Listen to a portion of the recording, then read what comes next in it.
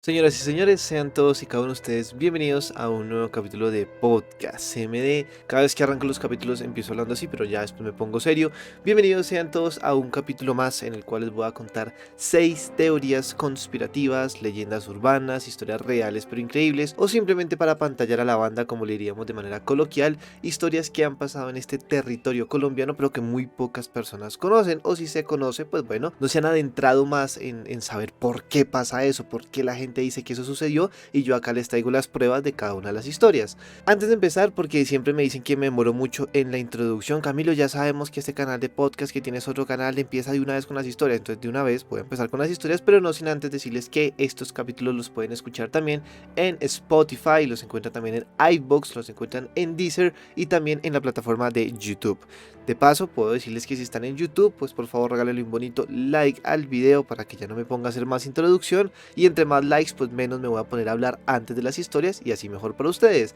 Si quieren suscribirse al canal, recuerden que es totalmente gratis con el botoncito rojo que está en la parte de acá abajo, y si me siguen en alguna otra plataforma de audio, pues no sé cómo me pueden apoyar. Creo que pueden darle like o dejarme sus favoritos o simplemente seguir el canal, no tengo ni idea. Sea lo que sea que puedan hacer en Spotify, iVoox o Deezer, pues háganlo bien puedan. Las 6 historias que les voy a contar el día de hoy están entre leyendas urbanas, historias reales o historias que simplemente han servido para motivar a ciertos grupos sociales a seguir luchando, pero que no se sabe si son verdad o no. Pero bueno, ya lo irán escuchando en cada una de las historias. Recuerden que este podcast es un poco más extenso que los demás, dura aproximadamente una hora. Les cuento todas las historias de corrido, pero luego durante la semana, lunes, martes, miércoles, jueves, viernes y sábado, les subo cada una de las historias por separado para que la gente que quiera escucharlo completo pues escuche este podcast, y la gente que le da pereza escuchar una hora de audio y simplemente quiere escuchar la historia que más le llama la atención, pues lo haga durante la semana. La primera historia que les voy a contar en este podcast tiene que ver con un tema que a mí personalmente no me gusta mucho, tampoco soy escéptico, simplemente lo respeto, pero allá lejitos está mejor, y es el tema de los fantasmas. No soy muy aficionado al tema paranormal, la verdad. Yo no digo que no exista o que exista, pero allá que la gente que le guste lo haga, y yo acá calladito con mis cosas. Esta historia se remonta al año 2014 en la Plaza de Toros La Santa María. En esta plaza, que actualmente se encuentra ya cerrada o se utiliza para otro tipo de cosas, nada que ver con el tema de los toros, para el año 2014 aproximadamente un grupo de novilleros, entre algunos españoles, mexicanos y colombianos, decidieron hacer una huelga de hambre dentro de las instalaciones de la Plaza de Toros La Santa María, porque ya desde el 2014, unos años antes,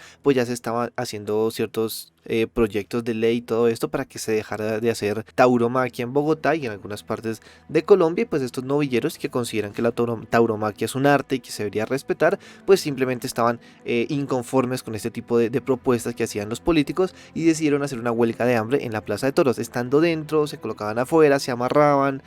a cadenas a las puertas con carteles y todo esto, algunos a favor, otros en contra cuando veían todo lo que pasaba. Pero una de las historias que más llamó la atención de esa huelga de hambre que hicieron los novilleros para el año 2014 es que cuando llevan como 100 días de huelga de hambre, lo cual me parece algo demasiado grande, no sé si de verdad están haciendo huelga de hambre o estaban con unos sanduchitos dentro y nadie los veía, pero bueno, al parecer estaban en huelga de hambre, y en una de las madrugadas un grupo de RCN Radio, de Nocturna RCN para ser específicos, que es un programa que dan en RCN Radio de 10 a 4 de la mañana si no estoy mal, decidieron pasar a esta Plaza de Toros para hacer como una especie de reportaje de cómo vivían los novilleros allá, que estaban pidiendo, cómo era una noche en la Plaza de Toros, que es en el centro de Bogotá y todo esto. Y según cuenta la historia, o según relata el artículo que publicó la misma cadena de RCN Radio, sobre las 2 de la madrugada, luego de una salida al aire del equipo de Nocturna RCN, el periodista y el conductor de la móvil, junto con 3 de los novilleros en la huelga, fueron espantados por un supuesto fantasma en la Plaza de Toros La Santa María. Los involucrados en este caso quisieron entrar a un baño del lugar con más de 70 años de antigüedad, pero antes de llegar, una persona vestida de blanco se les apareció. El hombre tenía como una especie de sábana envuelta, dio pasos hacia nosotros y posteriormente se metió al baño, relató Carlos Andrés García, periodista de RCN Radio. El conductor de la móvil, Manuel González, cuenta que la bestia tenía cara o tenía facciones en su cara como de animal, como si fuera un porcino. Las historias que tienen nombres así tan textuales, que Pepito Pérez de 24 años que trabaja en tal lado dijo, a mí me parece que son más creíbles, porque de verdad juegan juegan con la credibilidad de una persona cuando se dice, no, es que alguien por allá en los años no sé qué vio que un perro pasó volando. Hombre, puede haber sido cualquier persona, pero acá digamos dan los nombres textuales, ahí literales de cada periodista, en dónde trabajaba, quién era el conductor, quién era el tanto, todo perfecto, y eso creo que le da un poco más de credibilidad a la historia. Pero bueno, continuamos. Unas horas antes de este suceso, y es acá donde está la imagen que es bastante perturbadora, no se las puedo colocar porque ustedes saben que esto es un podcast y me están escuchando en muchas plataformas donde no hay posibilidad de colocar imágenes, pero tranquilamente pueden ustedes buscar en Google Fantasma Plaza Toro La Santa María y les va a aparecer una imagen que yo la tengo acá en pantalla y ustedes pueda que más tarde la buscan o la pueden buscar mientras escuchan esto. Y es una imagen en la cual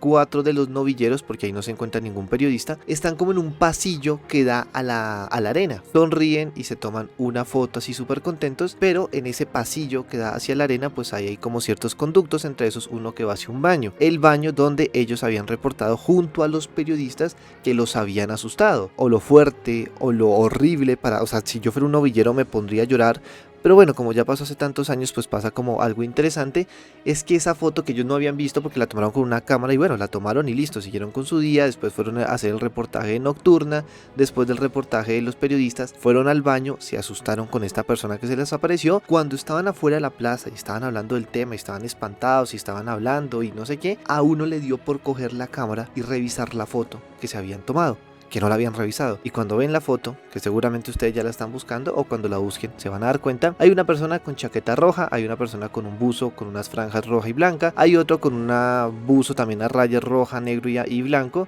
otro con una chaqueta azul petróleo normal y al lado del muchacho este de chaqueta y pantaloneta, donde se ve que hay como una entradita para el baño, se puede ver a una persona que está parada y los está mirando desde esa. Se supone que ahí está el baño, vestido de blanco y con la cara un poco, bueno, la cara la verdad no se logra ver bien, según decía el periodista, tenía como facciones de animal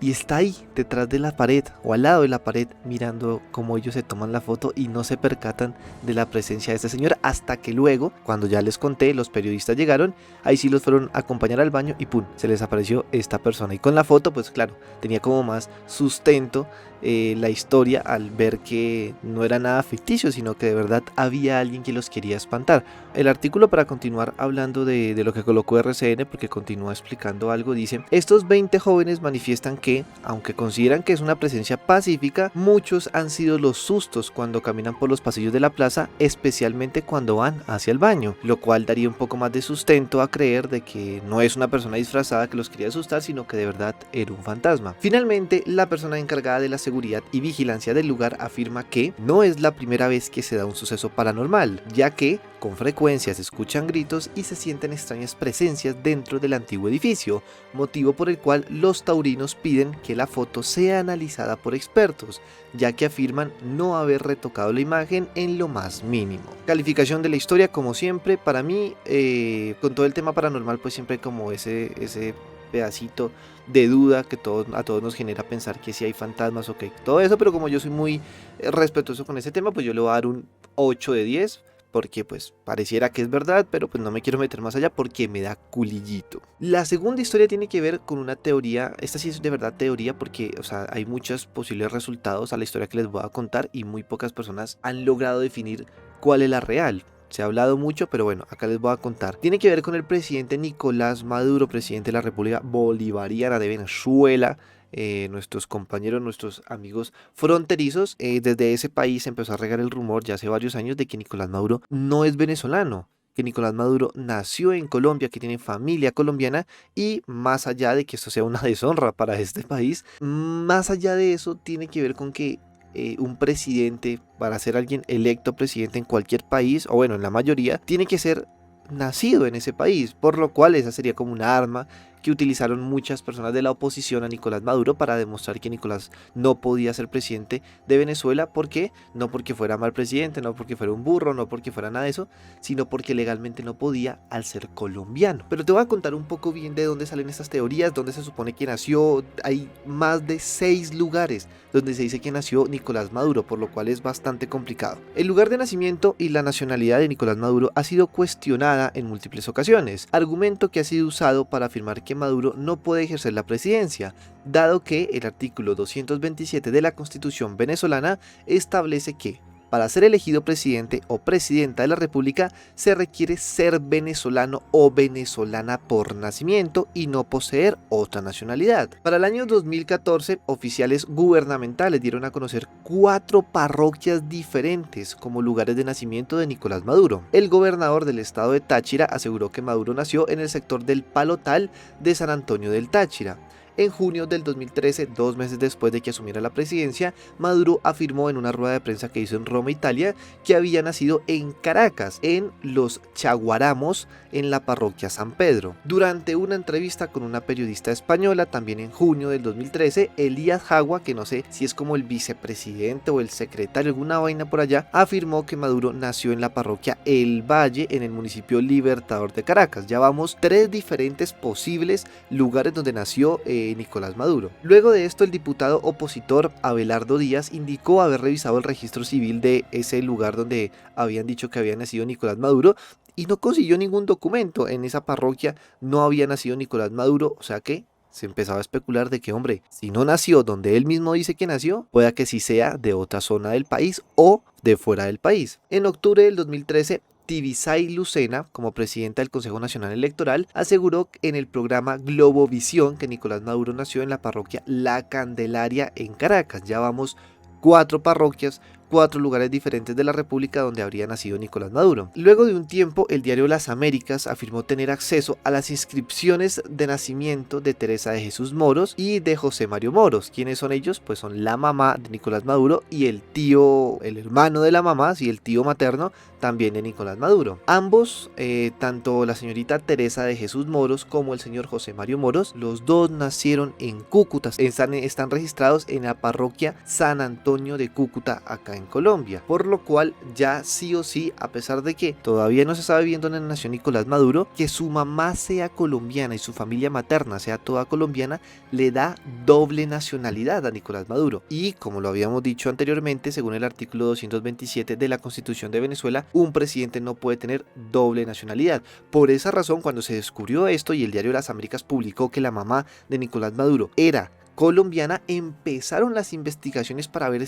ver dónde carajos nació Nicolás Maduro, porque vean que han demostrado que su familia también era colombiana. El investigador, historiador y también opositor Walter Márquez del gobierno de Nicolás Maduro aseguró meses después de los comicios presidenciales que la madre de Maduro nació en Colombia. Márquez también afirmó que Maduro nació en Bogotá. Ya vamos, ¿cuántos vamos? ¿7 lugares? Creo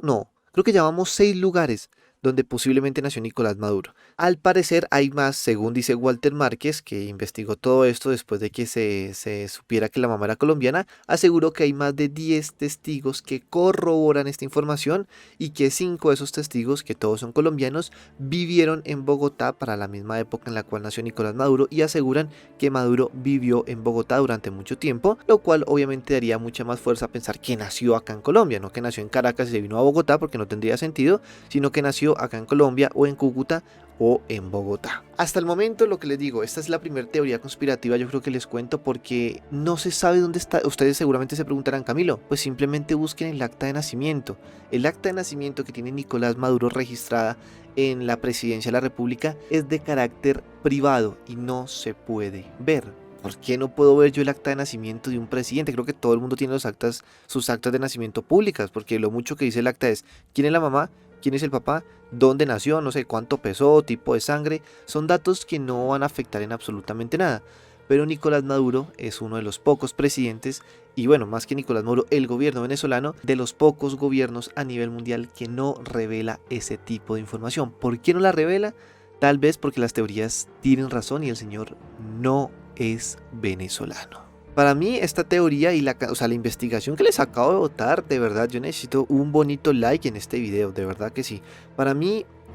yo sí creo que Nicolás Maduro nació en Caracas, yo sí creo que el man sí es venezolano, pero que sí está incumpliendo con la misma constitución de su país, que ha violado muchísimas veces, y esta no sería la excepción. al ver que efectivamente su familia materna sí es colombiana y está totalmente registrado, más allá de que se diga que nació en Bogotá o nació en Cúcuta. Yo sí creo que nació en Venezuela, pero sí incumple con el artículo 227 al tener doble nacionalidad colombo-venezolana. La tercera historia que les voy a contar el día de hoy tiene que ver con una de esas historias que sirve bastante para inspirar a las personas a continuar en una lucha por un ideal, para que sientas que una persona que ya lo hizo antes, una persona que abrió las puertas, una persona que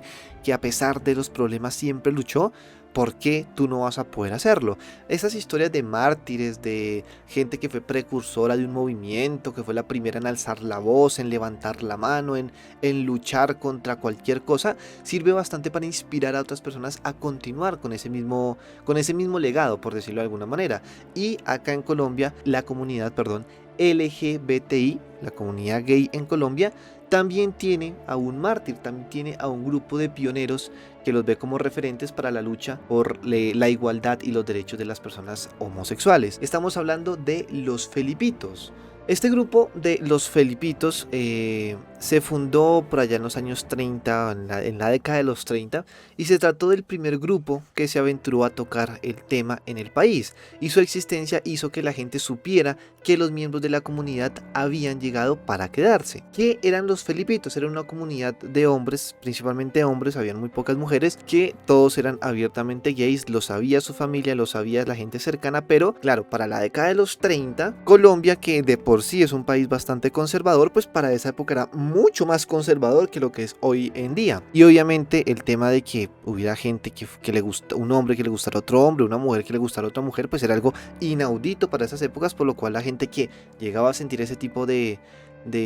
gustos hacia el mismo género trataba casi siempre de vivir a la sombra, no salía, no lo expresaba, no podía andar de la mano con su pareja porque al final lo cogía la gente, la policía, la misma comunidad y los apedraban. Era una cosa terrible que pasaba no solamente en Colombia, en todo el mundo, y que poco a poco pues en ese tema se fue avanzando hasta que ya creo que hoy en día, aunque sí hay un poco de homofobia, debe ser un porcentaje muy pero muy pequeño, ya la gente entiende que cualquier persona puede gustarle una persona de su mismo género y le da exactamente igual. La historia que envuelve o las teorías que envuelven a este grupo de los Felipitos, que fue el primer grupo de hombres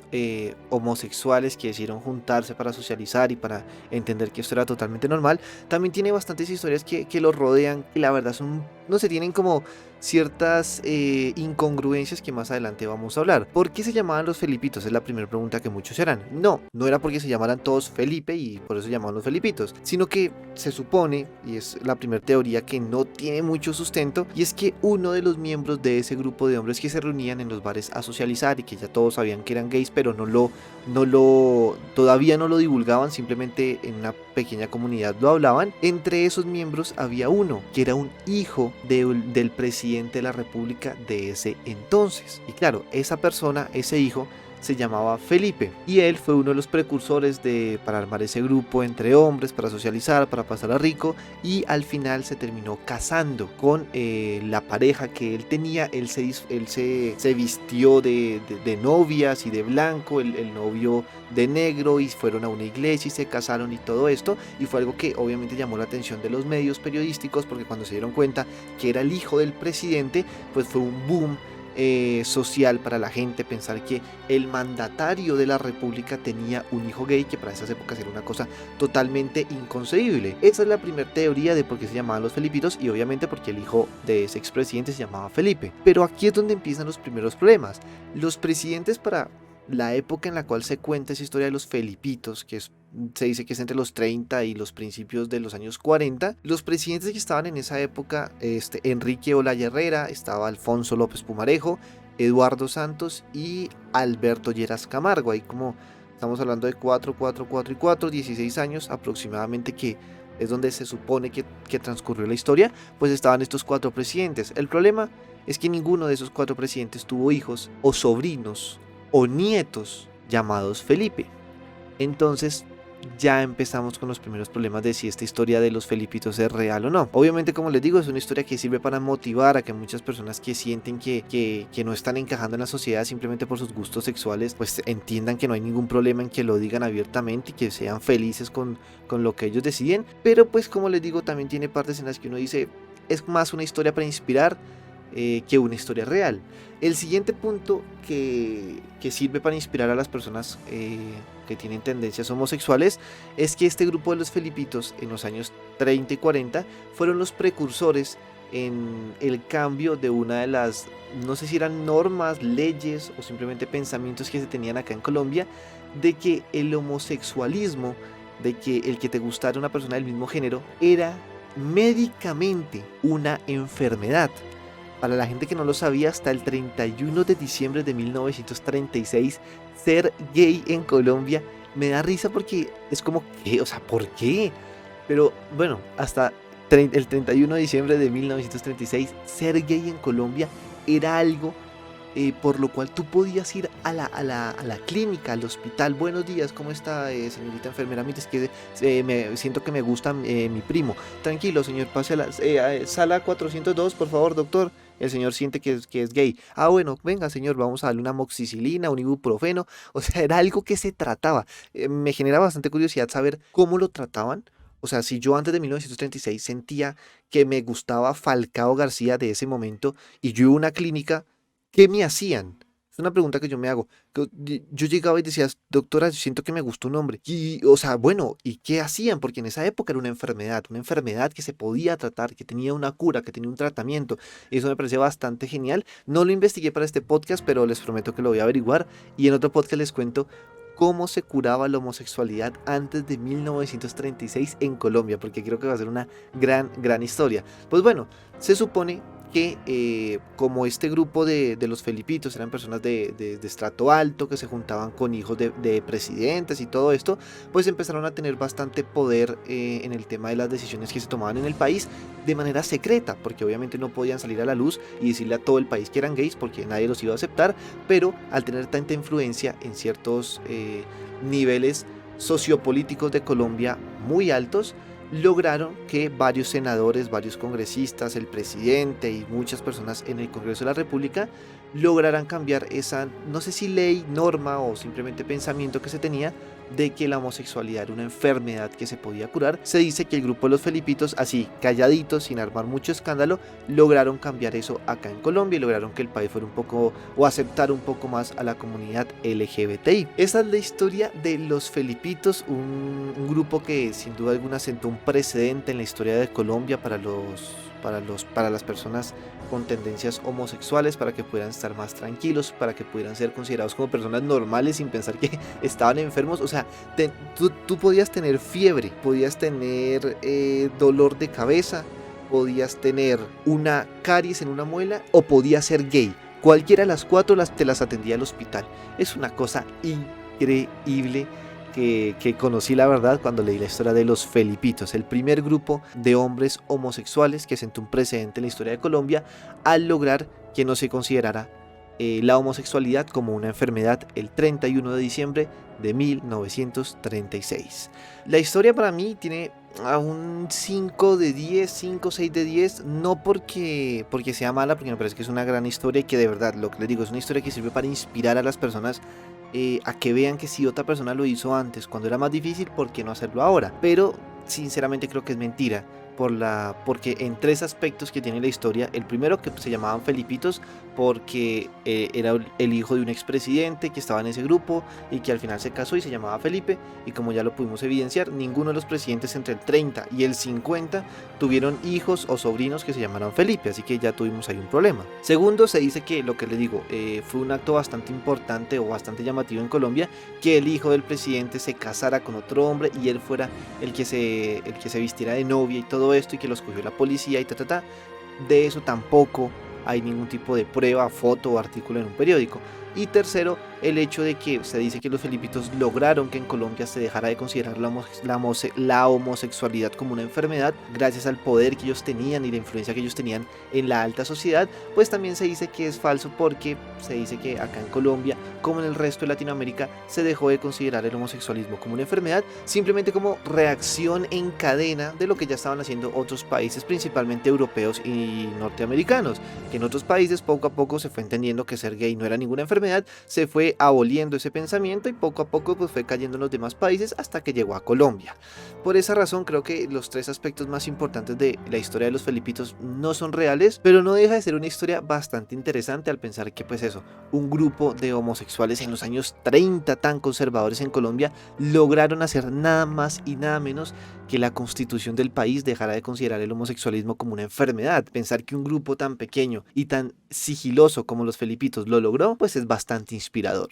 La siguiente historia que les voy a contar en este podcast es esas teorías que todos conocemos, pero que muy pocas personas saben de dónde viene o quién fue el primer pendejazo que se le ocurrió decir esto y que al final todos nos creímos. Seguramente muchos, no cuando estén escuchando este podcast, pero alguna vez tuvieron en sus manos un billete de 1000 pesos. El billete de 1000 antiguo donde salía Jorge Eliezer Gaitán tiene una teoría, y es que en la parte de atrás, en la parte del reverso del billete, donde está Jorge Eliezer Gaitán levantando así el brazo derecho en uno de sus discursos, se puede ver debajo de su codo, en toda la multitud de personas que están ahí observándolo y viendo sus discursos, se puede ver a nada más y nada menos que Fidel Castro. El líder de la revolución cubana aparece en el billete de 1000 pesos. Es algo que muchas personas se preguntan, dicen, oh Dios mío, ¿cómo es esto posible? Algunas personas aseguran que el hecho de que Fidel Castro aparezca tan cerca a Jorge Eliezer Gaitán ahí presenciando uno de sus discursos, pues es una de las muestras claras de que Jorge Eliezer Gaitán inspiró a Fidel Castro para después hacer la revolución cubana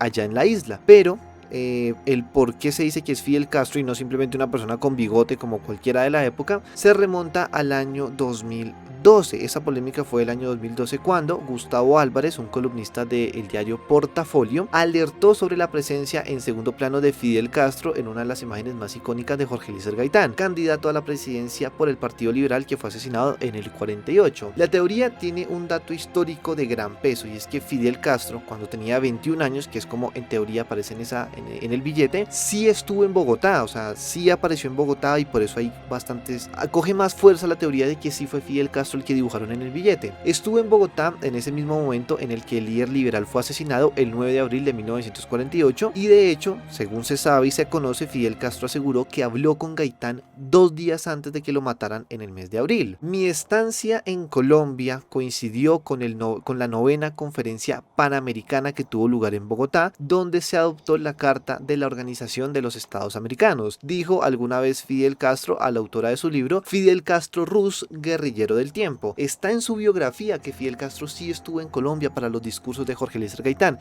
y se supone que esa foto, de la cual después el diseñador se inspiró para colocar todas las cabecitas de las personas, pudo haber sido de uno de los discursos que dio antes de su muerte, por lo cual tendría bastante sustento la historia el pensamiento de que Fidel Castro sí es el que aparece en el billete de 1000. Esta teoría conspirativa fue tan grande que al mismo Banco de la República le tocó salir a desmentirlo. O sea, el Banco de la República hizo una conferencia de prensa, como cuando van a anunciar un nuevo futbolista, cuando van a anunciar un nuevo senador, un nuevo ministro, una rueda de prensa simplemente para desmentir la teoría de que Fidel Castro aparecía en el billete de 1000. Invitaron al señor José Antonio Suárez, que es la persona que diseñó el billete de 1000, y él aseguró en una entrevista y en esa misma rueda de prensa que no hay ningún tipo de credibilidad en las teorías que dicen que Fidel Castro es el de billete, que simplemente es una persona con bigote como cualquiera de la época, pero que él verificó que la foto en la cual él se inspiró no aparece Fidel Castro, y él lo sabe porque, según asegura él, la foto se tomó tal día y ese día Fidel Castro todavía no estaba en Bogotá,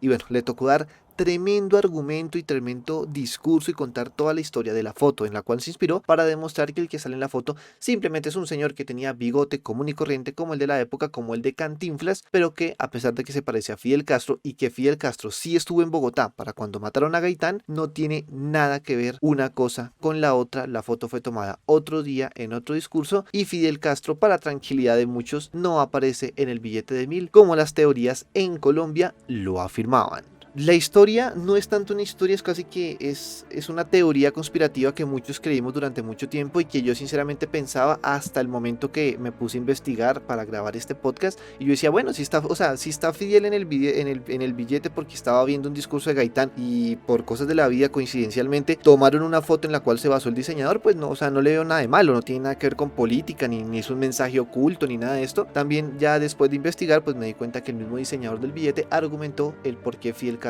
no es el del billete y nos cortó un poco las alas a todos los conspiranoicos como ustedes o como yo, que nos gusta pensar que este tipo de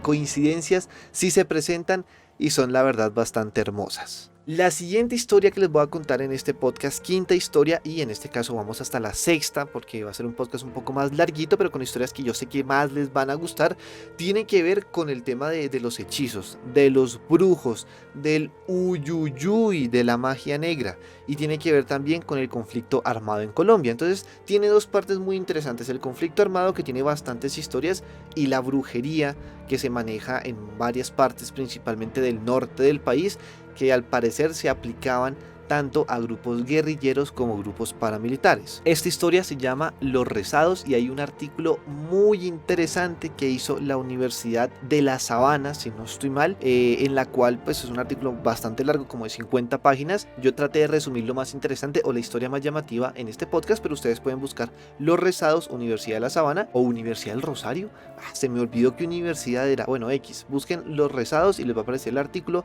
y lo pueden leer un poco más a detalle. Pero bueno, la historia básicamente se remonta hasta el año de 1993 en el municipio de Carepa, al norte del Urabá antioqueño. Se dio un enfrentamiento entre los uniformados del batallón Francisco de Paula Vélez y los guerrilleros de las FARC. De este enfrentamiento, los militares recuerdan al hombre de la M60. ¿Quién era el hombre de la M60? Pues era un guerrillero conocido como el Percherón, quien apenas comenzaba cada combate se quitaba las botas, agarraba su metralleta y le gritaba: "No se preocupe, mi teniente, aquí va el Percherón". En su traje, en su camuflado de guerrillero, se podían ver huecos, heridas de balas por todo lado, así una masacre terrible, pero que él siempre utilizaba porque al parecer no le pasaba nada por el frente. Él cogía su metralleta,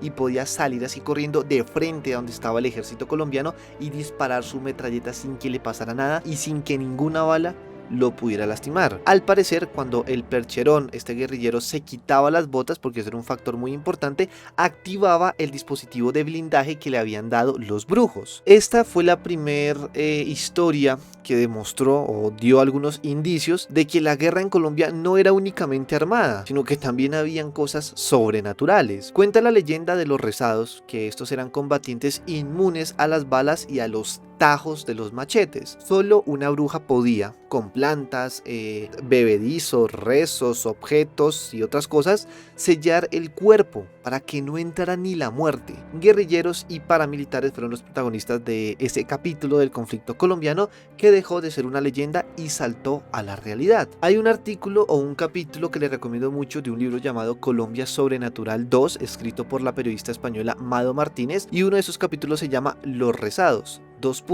Soldados sobrenaturales. Tal cual como lo dice su nombre, habla de historias que cuentan militares, que cuentan exguerrilleros, exparamilitares que aseguran que sí había brujería en el conflicto armado en Colombia, que habían soldados, que habían combatientes que estaban protegidos por las brujas y que esos eran los que ponían al frente literalmente a enfrentarse cara a cara con los fusiles del contrario, y que al final no les pasaba nada, y eso les ayudaba obviamente a abrirse paso en algunos territorios y todo esto. Según comenta Martínez en este capítulo de su libro de Colombia Sobrenatural y todo esto, asegura que en la guerra habían 3 niveles de rezos que le colocaban a los combatientes. El primer rezo, simplemente la categoría los rezados, eran soldados o militares que les colocaban una protección en el frente de su cuerpo, la cara, el pecho, los brazos, no sé, las piernas, su zona íntima y todo esto, para que ahí no les pudieran atravesar balas ni machetes, no los podían herir por el frente. Por eso les ayudaba obviamente a luchar y a sobrevivir más, aunque si les disparaban por la espalda pues sí los podían matar. Estaba el segundo nivel, que no era para cualquier soldado, era para gente que ya era, no sé, tenientes, cabos, gente ya un poquito más dura. Ellos eran el nivel de los cruzados. Esta protección de las brujas era para que no los pudieran matar ni por el frente O sea, por el frente, por la cara, el pecho, todo eso, no los podían matar, ni tampoco por la espalda. Entonces casi que eran inmunes a que los mataran con armas de fuego, con machetes. Los podían matar de otras maneras, como envenenándolos y todo esto, así sí los podían matar, pero con armas eran totalmente inmunes. Y estaba el tercer nivel, según cuenta esta periodista española en su libro, que ya era el nivel de los cerrados. Los cerrados ya, o sea, punto y aparte, eran gente que cabecía, o sea, los duros de cada organización criminal o del ejército tenían la protección de cerrados. La protección de cerrados era que no los podían lastimar por el frente, no los podían lastimar por la espalda, pero es que de paso tenían poderes para poderse camuflar, como convertirse en pendejos animales. Y por esa razón se explicaba que muchas veces cuando el ejército llegaba a ciertas zonas de la guerrilla y les hacía una emboscada, mataba un montón de gente, uno que otro sobrevivía y no sabían cómo sobrevivía, pero al final lo lograban matar y entraban, nunca estaba el cabecilla. El duro de cada frente, el duro de cada grupo, el duro de cada... siempre se escapaba y la gente no entendía por qué. Y ellos decían, hombre, pero es que si lo rodeamos y les hicimos un montón de cosas, o es que alguien les avisó y el tipo no estaba, no sé, por alguna razón aparecían animales, obviamente los animales no les hacían nada, se iba el ejército y el tipo aparecía vivo 2 o 3 días después y nadie entendía cómo carajos no lo habían cogido. Esta historia es épica, porque pensar que esto de verdad pasaba en la guerra en Colombia es que le hace, ya, o sea, ya parecemos Star Wars, esto es una vaina esto ya parece videojuego, una cosa increíble lo que pasaba acá en Colombia. La historia, obviamente, pensar que una persona no puede morir por un balazo en la frente, pues no, científicamente, pues no tiene ningún tipo de veracidad, pero créanme que si ustedes se van a ciertas zonas más recónditas o más alejadas de la civilización acá en Colombia, zonas más rurales, el tema de la brujería es algo que se cree bastante. La gente que vive ahí dice que sí existe la brujería, que sí pasan esas cosas, y por eso es que se pudo sacar este artículo de los soldados sobrenaturales en el libro Colombia Sobrenatural, escrito por la periodista española Mado Martínez. Y la última historia de este podcast, después de hablar de los soldados que estaban rezados en la guerra, luego de hablar del fantasma de la Plaza de Toros, después de hablar de Fidel Castro en el billete de 1000 pesos, de hablar del grupo de los Felipitos, en los cuales se encontraba el hijo de un presidente, la historia de si Maduro es colombiano o no, y porque hay más de 7 lugares que aseguran que Maduro nació en sus tierras, pues llegamos a la última historia en la cual, más que teoría, es algo que sí existe, que sí pasó, de la cual hay bastantes fotos, y de paso podría ser una recomendación para que el día que tengan tiempo se acerquen al Museo Nacional y puedan ver una pieza histórica de Colombia, pero no histórica porque fue algo de precolombino o algo de la independencia o algo así, sino algo que cayó desde el cielo, algo que llegó desde el espacio. El meteorito de Santa Rosa de Viterbo fue descubierto por una mujer llamada Cecilia Corredor a principios del año de 1810, un sábado santo. Esta mujer se encontró el meteorito en, pues como su nombre lo dice, ¿no? Santa Rosa de Viterbo, en una colina llamada Tocavita. El meteorito, y del cual de verdad les pido que busquen fotos de este meteorito, hay unas fotos épicas, o sea, yo creo que la que voy a colocar de fondo, de miniatura en este podcast, va a ser una foto en la cual hay un montón de soldados alrededor del meteorito y por alguna razón colocaron a un soldado enanito o un niño disfrazado de soldado encima de la roca para demostrar pues lo grande que era este meteorito, y es una imagen que más que increíble es perturbadora, porque todos están con una cara como de miedo. ¿Y por qué colocaron un enanito encima de las rocas? O sea, son cosas que no entiendo, pero muy llamativa y muy interesante. Pesaba más de 1 tonelada, y si ya pudieron ver la foto se podrán dar cuenta que tiene el tamaño de una roca, o sea, una roca, ¿qué les podría decir? El tamaño de un televisor, póngale, un televisor de esos gorditos, tiene como ese tamaño, y pensar que eso pesa 1 tonelada, la verdad llamó bastante la atención para esa época. En su momento, este meteorito se logró trasladar al centro urbano de Santa Rosa de Viterbo, donde sirvió como yunque en la fundición de hierro de la ciudad durante mucho tiempo. O sea, en Colombia teníamos un pendejo meteorito, ¿y para qué lo utilizamos? Para fundir hierro. ¿Por qué? Pues porque así era este país, o sea, lo utilizábamos hasta para cerrar puertas, una cosa increíble. El 8 de septiembre de 1877, ya muchos años, 67 años después de descubierto este meteorito, el alcalde de la ciudad en ese momento tenía el meteorito colocado en una columna de piedra y expuesto en el parque central de la ciudad. Durante la presidencia de Rafael Reyes Prieto, el meteorito fue trasladado a Bogotá y fue dividido en dos piezas. Una pieza se colocó en el Museo Nacional de Colombia, que es una pieza que, aunque es más pequeña, ya casi que parece bueno, tiene una forma de roca, pero para que lo asemejen como con el tamaño de una pelota de esas de playa, de piscina, que es como más grandecita que una pelota de fútbol, todavía llegaba a pesar casi 700, 800 kilos, o sea, casi una tonelada para un tamaño tan pequeño. La otra parte de esta roca que se terminó dividiendo en dos, se la regalaron o se la donaron a unos museos en el exterior para que pudieran ver lo que muy pocas personas tenían conocimiento en esa época, y era un meteorito real. También se dice que de esta roca que quedó en el Museo Nacional, y que de verdad los invito a que vayan y la vean, porque saber que esto es una roca que cayó desde el espacio es bastante interesante. De esa roca se dice que se rompieron algunos pedacitos, y esos pedacitos se encuentran también en algunas universidades muy prestigiosas de Colombia, que en este caso son la Universidad Nacional, la Universidad Javeriana y la Universidad de La Salle. Yo no sé si alguna persona que está escuchando este podcast estudie en alguna de esas universidades y nos puede decir si ha visto este pedazo de meteorito que cayó acá en Colombia en alguna de las vitrinas de la universidad, o por el contrario, se sabe que están en las universidades pero están como resguardadas o escondidas. La verdad no tengo ni idea, yo creo que estará en una vitrina o se podrá ver, no lo sé. Alguien que estudie en las universidades nos podrá decir si es verdad o no. Cuando el meteorito fue removido de la plaza principal de Santa Rosa de Viterbo y llevado a Bogotá, aparte de dividir estas piezas en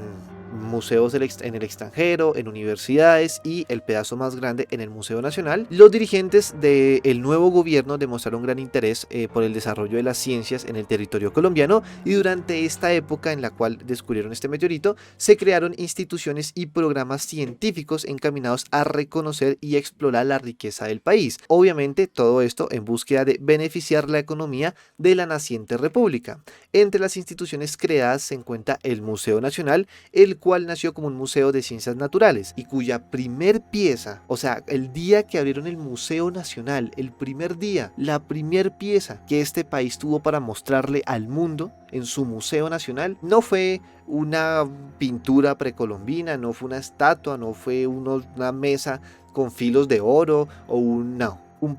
pendejo meteorito. Fue la primer pieza del Museo Nacional de Colombia. Gran historia, no es teoría conspirativa, no es para nada paranormal, simplemente es una historia bastante llamativa que tiene que ver con el cosmos, con el espacio, que creo que no habíamos tocado en este canal ninguna historia que tuviera que ver con el espacio, pues esta fue la primera historia que tuvo que ver con el espacio, y la verdad bastante llamativa saber que el Museo Nacional de Colombia abrió sus puertas al público solamente con una pieza. Poco a poco se fue llenando, pero el primer día solo tenía una pieza, un meteorito real que había caído en Santa Rosa de Viterbo. Con esta historia finalizamos el capítulo de Podcast MD del día de hoy. Espero que les haya gustado un montón, que hayan disfrutado estas 6 historias, si es que lo escucharon en el audio completo, ¿no es cierto? En el de la hora y tanto. Si lo escucharon completo, muchas gracias por escucharlo todo, por dejarle un bonito like, y si no le han dejado like, hombre, no puedes escuchar una hora de un video sin dejarle like, no seas descarado. Suscríbete al canal, mi hermano, que eso es totalmente gratis. Y si veo que este capítulo de una hora tiene bastante apoyo, porque yo les dije que este era el último de teorías conspirativas y pasaríamos con otro tema,